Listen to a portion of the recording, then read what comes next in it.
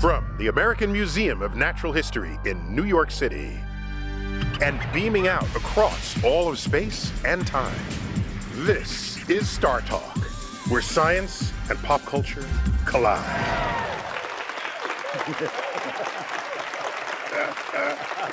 Chuck, nice. Welcome back. Hey, it's a pleasure to be here. So, you know what we're talking about today? A standard interview with the one, the only, Arianna Huffington. So we bring in Professor Jeff Jarvis. Thanks for being on Star Talk. I feel like I'm going to get a master's degree just tonight. Being here. We have special certificates for that. The evening school certificate. You're a professor of journalism at the City University of New York. That's right. Excellent. And how would you describe your specialty? I teach journalists to make money.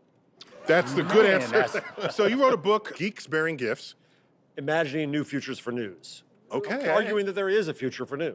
Excellent, because sometimes I wonder. And our guest, for my interview, Arianna Huffington, invented a whole other way to bring news. They laughed when she sat down at the keyboard, but by God, she made an empire, didn't she? She certainly did. That's what it is. And so let's find out from my interview with her. She had visited the museum. I brought her up to my office. I just wondered, what is the genesis of this empire? So let's go back to the beginning and find out where she came from, where she's going.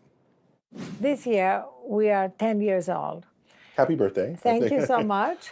And when we were born, the conversation had not yet moved online in the way that it has moved online now.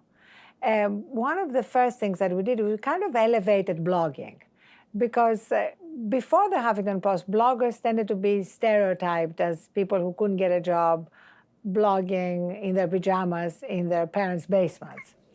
So we invited, a lot of people who could have access to the New York Times and write their own books to also blog. We wanted them to be part of the online conversation.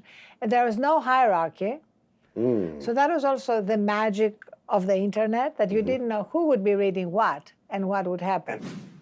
So Jeff, she invents an entire branch of news, effectively.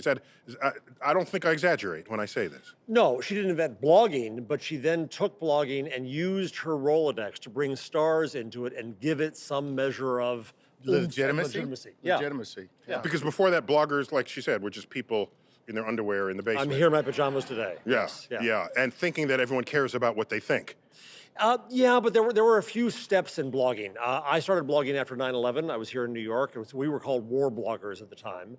There were political bloggers, there were food bloggers and mommy bloggers, and there have been these phases of bloggers. But at the end of the day, it's just people owning a printing press. We're all Gutenberg now. If you're talking about the health of an industry, internet journalism, in there, or internet presence of anything, person, place, or thing, you part the curtains, there's a troll lurking. And they don't go away. So I thought Arianna would have deep insight, perhaps, into this, because she has a media empire. There must be trolls moving in and out of what she does. I had to get her perspective on this. Check it out. I'm fully aware of the problems with the internet.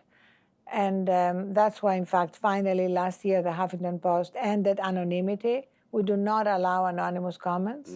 We had them and still have the most advanced algorithmic technology to moderate comments. But the algorithm wasn't smart enough not to be out-tweeted by trolls. Trolls are incredibly ingenious, some of them, the ones who basically have no other life except to circumvent this technology. So we actually also Like the original trolls. Like the original that trolls. live under bridges. Yes, exactly. What There's else do they do? about They them. just live under the bridge. Yeah. They don't go shopping. They don't go to the amusement They park. don't have a life. They just... So they're aptly named, yes, trolls. So we also had 30 human moderators to supplement the algorithm, and that didn't work. And then I thought one day, is this really worth it? Why are we spending all this money on basically dealing with a tiny, infinitesimal percentage, like 0.0000 of 1%? And so we ended anonymity and can invest the resources of these 30 human moderators in more productive ways. There is something about anonymity that brings the worst out in people. And I don't believe that we have the responsibility to allow them unless they have a particular reason why they need to remain anonymous, and we have made allowances for that, like if you're a whistleblower, then you can come backstage and tell an editor why you need to remain anonymous. But then you reveal yourself, obviously, to the editors. Yeah. And of course, there are famous experiments, psychology experiments, on the conduct of people in the face of anonymity versus not. Yeah, how do you administer punishment if the person you're punishing knows it's you, right, versus you being behind a door? And we're mean people, a mean species. We are both. That's what is fascinating about human nature. We are a mixture. Every one of us is a mixture.